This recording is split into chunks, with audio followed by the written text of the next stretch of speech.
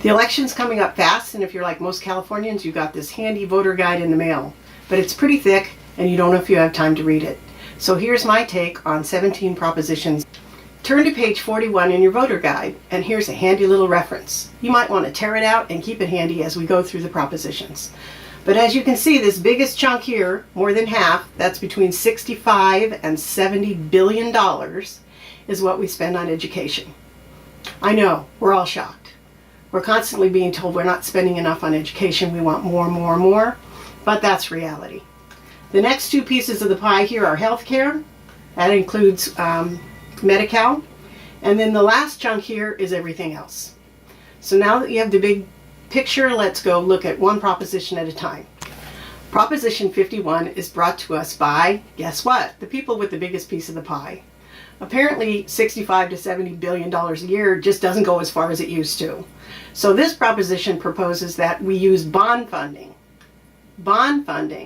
and borrow $17.6 billion that will take us 35 years to pay off, so they can buy $9 billion worth of paint, toilets, and AstroTurf for those football fields. So what does borrowing $17.6 billion mean to your average taxpayer? Let's take that 22-year-old just graduated from college person. You got that new job, we're excited for you. Yeah, you have a ton of student loan debt. Sorry about that, you're paying 10 times more than we did to go to school, but that's reality. Here's our gift to you. When you were in grade school, we already passed 4 bond measures to buy paint, toilets, and AstroTurf. But we spent it all. Even though we spent it all, we still have to pay for it for 20 more years, and now that you're employed, you get to help. But here's an even better treat. Let's say you're 22, just graduated from college, and you're expecting that first baby. Congratulations again. Woo! Your baby, once he or she graduates from college at 22, will get to pay for this same bond of toilets, paint, and AstroTurf for 13 or 14 years after they graduate from college. That's bond funding. Let's stop the bond funding. No more credit card spending. Let's pay as we go, because it is unfair to our brand new graduates who have a ton of student debt and the kids that aren't even born yet. So I am voting no on Proposition 51. Now, I'm not telling you how to vote on any of these propositions. You have to vote your conscience. Next up is Proposition 52. Normally, I'm opposed to government interfering in private enterprise. But in 2009, we passed a temporary fee that would be imposed on private hospitals. Now, rarely does anything like that work out in favor of the taxpayer or private enterprise, but this time it did. It turns out that by taxing the private hospitals, we actually got matching federal funding. This time it actually is a win-win, so I'm voting yes on Proposition 52. Proposition 53 was put on a ballot by people who are trying to give us some control over how our taxpayer money is spent. This particular initiative puts a spending cap of $2 billion. $2 billion, you know, I think about spending $20, $40, $100. Once I go above that, I give it 2 thoughts. We're putting a limit of $2 billion on a single project. If it's that big, we, the taxpayers, should have a say on whether or not that project should happen. Now, the advantage of that is it puts an end to all these little backdoor deals. If you pay for my boondoggle, I'll pay for yours. So I love this proposition. I'm saying yes, we the people should decide whenever we're making a major purchase of $2 billion or more. So I'm voting yes on Proposition 53. Next is Proposition 54. Again, somebody's looking out for the taxpayers here. We should know how our money is being spent, by whom, and when. Under this proposition, anything that is coming before our legislature to be voted on, we, the people, have to be given 72 hours notice that it's coming up for vote, so we can review it and decide whether or not we agree with what's in it. This really puts an end to those last-minute backroom deals because you have to have 72 hours notice.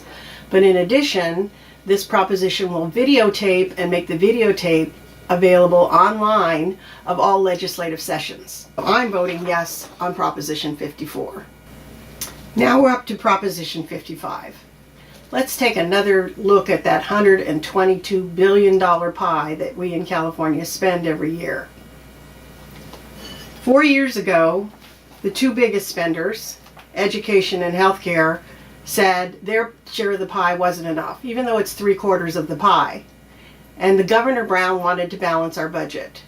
So he came to the people and he said, let's temporarily impose a penalty, basically penalty income tax, on anybody making more than $250,000 a year. Well, if I'm making less than $250,000 a year, which I certainly am, gee, that doesn't affect me. Too bad for them. They have money, right? Well, here's the gotcha in that idea. First of all, it's temporary. It was promised to be temporary. We should keep our promises and let it expire in 2018. But why? Who cares if somebody making over $250,000 spends hundreds or thousands or tens of thousands more in this special penalty tax over and above their share? But the problem with those folks making $250,000 a year or more are that they're the people who own the small businesses that create jobs or manage the large businesses that keep jobs here. If we keep penalizing and extending this temporary, promised to be temporary penalty tax on the folks who run and manage the people who create jobs, then what's to stop them from moving out of state? Watch your television. Texas, New York, other states are running ads to try to recruit our businesses out of state, and we're going to help them by continuing to penalize the people who are creating those jobs. I don't think that's a good plan. I think what happens if they pack up their bags and leave? Where's the money that they currently pay going to come from? So I'm voting no on Proposition 55. That brings us to Proposition 56. To me, even though it smacks of nanny government trying to tell us what to do and control our lives, the fact of the matter is that tobacco and nicotine-related products are costing all of us taxpayers $3.5 billion per year. What this proposition proposes to do is to add a $2 tax, additional tax, and to use those proceeds to help offset that $3.5 billion a year we're paying. So I am in favor of creating a disincentive primarily for those 17,000 kids who decide to take up tobacco and nicotine products every year. Even though it's a little bit nanny government, I'm voting yes on Proposition 56. Proposition 57 has two parts to it. Under this proposal, any 14 to 18-year-old who's on trial or accused of a violent sexual crime or murder would first be seen and appear in court before a juvenile court judge. And that judge would make the determination whether or not that 14 to 18-year-old should be tried as a juvenile or as an adult. Now, the second part of this proposal is that someone convicted of a non-violent felony, so let's take an example. Let's say someone steals a car. Oftentimes when they are arrested, they're arrested not only for stealing the car, but then additional crimes, like maybe they failed to stop at a red light as they were fleeing the scene, or perhaps drugs were found in the car. When they're sentenced for not only the non-violent felony, but also those additional charges. Under this proposal, after a convicted non-violent, and I will repeat, non-violent felon has fully served, in this case, the car theft sentence, then they could, under this proposal, then go before a parole board and see whether or not the parole board thought they should stay in jail and serve out for running the red light and having drugs in the car. But if this proposition passes, they could go before a parole board only if they're a nonviolent felon and be released early, which could save us tens of millions of dollars for the state. Yes, it could increase a little bit of the cost to the local counties, but on the whole, we would save money. Juveniles would go before people who spend every day deciding juvenile crimes, and we could all benefit. So I'm voting yes on Proposition 57. Today's typical K-12 classroom of 20 students contains 4 or 5 students who can't read, write, speak, or understand English proficiently. Imagine the frustration of the teacher who has so much material they have to cover, the frustration of the poor children that don't speak, understand, read, or write the language, and the frustration of the kids who do understand the language, but because we have this program of No Child Left Behind, they are all dragging behind the slowest learner in the class, someone who may or may not even understand what's being taught. So we all recognize that this was frustrating for everyone in the classroom, and in 1998 we voters passed Proposition 227, which requires that English learners, as we label these children who are not proficient in English, be given a year of intensive English-only speaking class before they are mainstreamed into English only the rest of the classes. This proposition proposes to undo that. We already have California schools ranked as the 10th worst out of the 10 worst in the country, namely they're 40th out of 50. Our kids are not globally competitive. Our schools are independently ranked as getting a grade of D-. To throw open the doors and say, come one, come all, make up your own program, no guidelines, very little oversight, and parents can just give feedback after the fact of you putting this whole plan together. I'm saying absolutely not. Let's bring the children who can't speak English up to speed and not keep dragging and going from frustration to chaos. This will be chaos. I'm voting no on Proposition 58. Now, Proposition 59 is an interesting proposition because it's more of a, not a popularity vote, but trying to send a message to our elected representatives about how we feel about a recent Supreme Court ruling. Under that ruling, the Supreme Court recently said it's okay if unions, special interests, and corporations want to spend as much money as they have or want to try to get someone elected or an initiative passed. Surprisingly, the Supreme Court said, oh yes, that's a good idea. Well, most everyone else, you and I, hopefully don't want any corporation, special interests, unions, or any group to buy and pay for our politicians or our laws and spend as much money and miscommunication on advertising as they choose. So I think it's in the best interest of the people that we do send that message to our elected representatives that we would like to pass a constitutional amendment to overturn what I believe is a really bad ruling by the Supreme Court in Citizens United. So I'm voting to send that message. Doesn't cost anything except a vote. So I'm voting yes on Proposition 59. Proposition 60 is such a classic case of nanny government. Anyone who's been to grade school knows that having unprotected sex isn't a good idea. The adult film industry actually has existing laws that tell them that their adult porn stars should not have unprotected sex. In this case, we're looking at people over 21 years of age who are making their own choices. If they're a stupid choice, that's their choice. But should we put layers of government and enforcement in place and potentially drive an industry, not my favorite industry, out of the state of California because some nanny government person decided they want to protect these people by hanging up a bunch more signs? I don't think that's a very wise decision. Of course, I'm voting no on Proposition 60.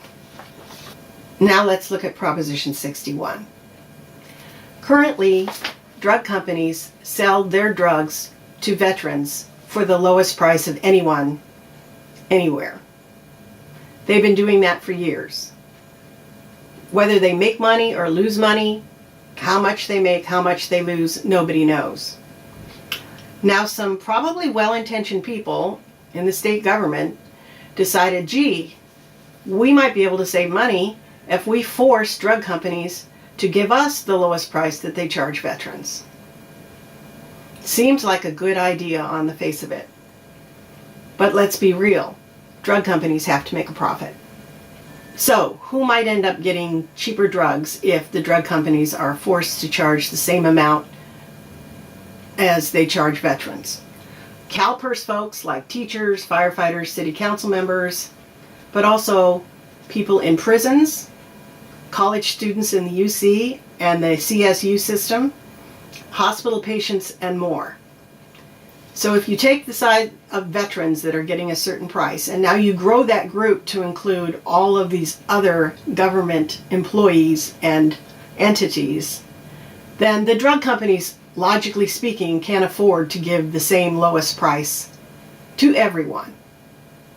So we leave them two choices. One, they raise the price that the veterans are charged up to the price the other groups are charged, taking away that discount for our veterans. Or number two is they can simply choose not to sell their drugs in the state of California. And that would hurt everyone, whether they're a veteran or not, who is dependent on those drugs. So while it sounds like a good idea to try to lower our drug costs, in effect, it could end up certainly raising the price for veterans and maybe making some drugs not available here in the state of California. Let's let the veterans have the discount they're getting and look for other ways to save. In this case too, I'm voting no on Prop 61. Next up is Proposition 62. Back in 1978, when Stayin' Alive was the #1 album of the year, we reinstituted the death penalty in California. So we've on paper had a death penalty for 38 years now. But what has really happened? Well, since 2006, we haven't executed, the state hasn't executed anyone on death row because lethal injections were deemed to be cruel. So in the 28 years between 1978 and 2006, what really happened with the death penalty? 930 people have been sentenced to death since Stayin' Alive was the #1 album. Out of that 930, 15 people were actually put to death by the state. That was an average of 1 every 2 years before the lethal injection issue came up. So what does Proposition 62 propose? Proposition 62 proposes that we eliminate the death penalty on paper because it isn't a reality. Why would we want to do that? Well, first of all, it will save taxpayers $150 million a year. So currently, an inmate gets a paycheck, half of that goes to the family. Under this proposition, it would go up to 60% of that paycheck would go to the family of the victim. But the third and possibly most important aspect of doing away with the death penalty on paper is that we will eliminate the potential of ever executing an innocent person. I'm voting yes on Proposition 62. Proposition 63. This is a real odd one to me, and I really recommend you read the analysis by the independent analyst that's in the middle of your book on this proposition. Because from the way I read it, I really don't understand why this initiative was put on the ballot at all. It appears to duplicate and overlap existing laws. For example, when you read the analysis, which you should, you'll find that both state and federal laws prohibit criminals, people with mental illness, and anyone that has a restraining order against them from possessing guns or ammunition. That's both state and federal laws already do that. Existing federal law also mandates that anyone trying to buy a firearm first be given a federal background check. That's a federal law already in place. Since the year 2000, our state laws have banned anyone from obtaining a large capacity firearm magazine for assault type weapons. Again, that's been in place for 16 years. And then just in July of this year, yet another state law went into effect that further increases the regulation on the sale of ammunition. Read the independent analysis yourself, but I'm voting no on Proposition 63. It seems like it's duplicate and redundant. Proposition 64, if passed, will make it legal for adults over the age of 21 to grow, possess, and use marijuana. I personally have never used marijuana. Actually, wine is my vice of choice. And but it has been commonly used now for more than half of a century. But because it has been illegal that entire time, we have grown a very profitable illegal drug trade here in California. By legalizing and regulating the sale and possession and use of marijuana, we will be taking money out of the hands of the illegal drug cartels, saving tens of $millions in criminal justice costs every year, and we'll get to collect an estimated $1 billion or more dollars in taxes every year by legalizing, regulating, taxing, and controlling the use of marijuana. I'm voting yes on Proposition 64. That brings us to Proposition 65. Now, as a libertarian, this particular proposition really makes my blood boil, because I think government should stay out of free enterprise, stay out of your and my lives, and only be there to the extent that it makes sense, and not billions of dollars. So what's so bad about Proposition 65? Well, 40% of Californians currently live in areas where local governments have mandated that we have to buy bags that grocers used to give us, and that we can't use plastic bags, or if we do, we pay for them. Now, don't get me wrong, I'm all in favor of using reusable plastic bags, saving the environment and sea creatures from horrible deaths and the consequences of disposable bags. But I just think making an environmentally conscientious decision should be a personal decision and not something that any government dictates, because they're interfering in our lives and they're interfering with retailers. Under Proposition 65, the money-grubbing state bureaucrats have looked at the money being made by those evil grocers on the sale of the bags they're forced to sell us, and said, gee, it was our idea that they have to sell that bag, and that you have to buy that bag, so since it was our idea, that really should be our money, and we're going to take it. What many people probably do not know is that the grocery industry gets by on a very razor-thin 2 to 3% profit margin. The bags they're selling us are no different than any other product they sell us. It's a product, they sell it, they warehouse it, they ship it. It costs them money to carry that product, and yes, they make a profit on it if they're lucky. So why do I object? Really? What's next? Milk? Are we going to get some nanny government person who decides that we should have to buy milk and grocers should have to sell it to us? And then they will further decide that since it was their idea, they're entitled to every profit penny made on that sale of milk. But don't worry, to help justify it to all of us, they'll come back and say, but we'll use the money to help fund programs for orphan kittens or research for the lactose intolerant. Really? I think not. The problem with money-grubbing bureaucrats is they never get enough money. They have an insatiable appetite. And if we start letting them decide which products that are sold by retailers and grocers, that they decide they're entitled to the proceeds from that product, then there's no stopping them. I say not only no, but hell no on Proposition 65. Okay, this is a really dangerous proposition. This is Proposition 66. It's a flim-flam, little sleight of hand, here you go, here you go. Okay, but you turn to page 104 and you read this last paragraph. And what that last paragraph says is that states' other voted approved measures related to the death penalty are void if this measure passes with more affirmative votes. What does that mean? Let's say 1 million people vote to do away with the death penalty, which will save us a lot of money and keep us from killing anybody who's innocent. If this measure is passed, and it passes by 1,000,001 votes, it makes the death penalty vote null and void. It voids it. This is a real dangerous, poorly worded, deliberately confusing, flim-flam proposition.